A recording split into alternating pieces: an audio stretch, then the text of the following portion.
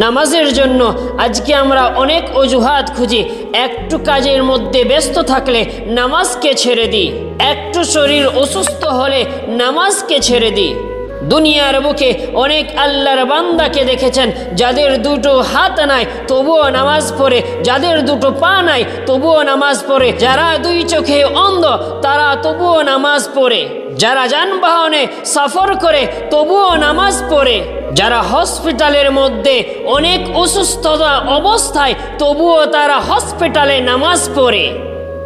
মদিনাওয়ালার সাহাবীদেরকে দেখুন, তিনারা যুদ্ধের ময়দানে আছেন তবুও নামাজকে ছাড়েননি। আজ আপনি আমি একটু অজুহাত পেলেই নামাজকে ছেড়ে দিই, নামাজের জন্য অজুহাত খুঁজি যে আজ আমি নামাজ পড়ব, পরীক্ষা সামনে আছে, পরীক্ষার রেজাল্ট খারাপ হয়ে যাবে, এক্সামের জন্য আমাকে টাইম দিতে হবে।